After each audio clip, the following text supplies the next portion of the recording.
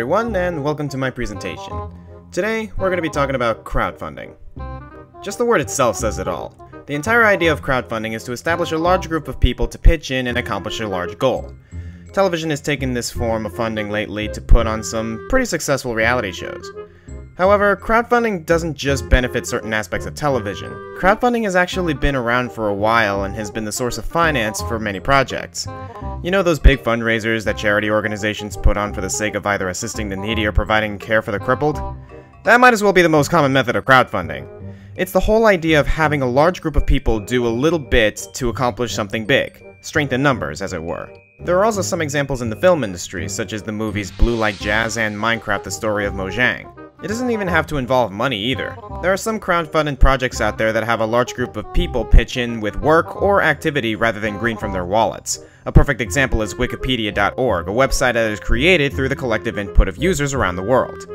Granted that this also leaves room for inaccuracy on the website, hence the fact that you can't use it as a source for college projects, but it has become a relatively successful website for people who need to look up something quick.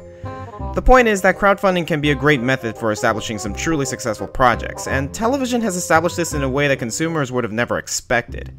So, how exactly does crowdfunding work? Well, according to Dow & Corn Crowdfunding Consultancy, it is best to pitch a project that will appeal to a large crowd, present something that will give them a reason to contribute. It's also important to establish a platform, whether to use an existing one like Kickstarter, don't even get me started with how many projects got funded through that thing, or create your own. From there, it's all about how well you apply your marketing skills, get the word out there, and make sure people hear your ideas. The more the merrier, as it were. Jeez, I feel like I'm pitching my own ideas. That being said, let's talk about television funding for a second. Back in the day of the big three of television, there wasn't a lot to choose from in terms of television stations. The big three were funded very well in terms of putting out information and entertainment. However, look at how the industry works nowadays. The audiences are paying cable companies a set price per month to have a little machine in their homes that can project hundreds of channels. The kicker here is that the cable companies are getting paid for providing a bridge between point A, the network, and point B, the audience. The stations that give us channels like HBO, Cartoon Network, and the Weather Channel don't get a cent out of that. So how exactly are they funded? What allows them to have ownership of a certain network space? The answer lies in those annoying commercials that invade the stuff you want to watch. Anytime someone purchases anything that is portrayed in the channel's commercials, the station that is in charge of that channel gets a small piece of it. It may not seem like much, but on a scale of an entire country, it amounts to a lot. Large groups of people are contributing a little bit to gain a large goal. Television has been using crowdfunding as a means to supply us with entertainment, and we didn't even realize it. It's not like the willing contributions at the fundraisers where the crowd chooses whether they want to pitch in or not.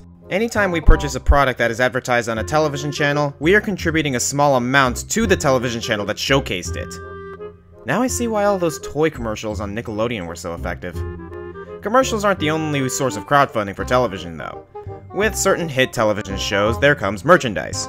Just ask yourself this for a second. Have you ever wanted to wield a lightsaber like Luke Skywalker? There's merchandise for that.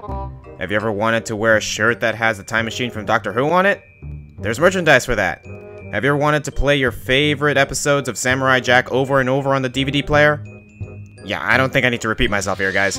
Not only are television stations being crowdfunded through simple advertising, they are also getting a profit from the merchandise of the franchises they showcase. Television is one of the ultimate ways to get information out about a product or idea.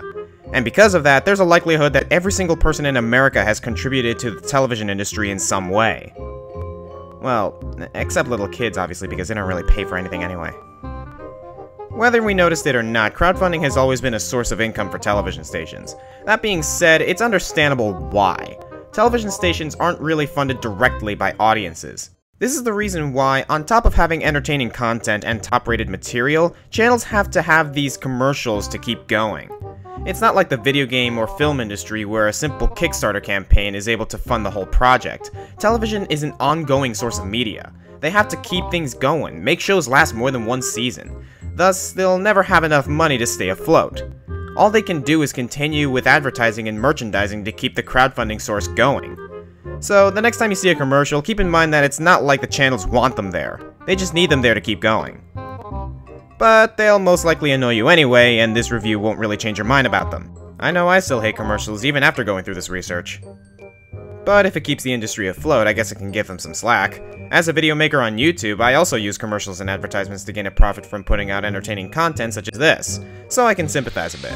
The point is, even if it's a bit of a sneaky method, crowdfunding is a very effective source for the television industry to keep on providing us with the entertaining content and news about current happenings that we all know and love. And so, to celebrate the success of television, I'm going to contribute by buying that Doctor Who t-shirt I've been wanting. Have a nice day.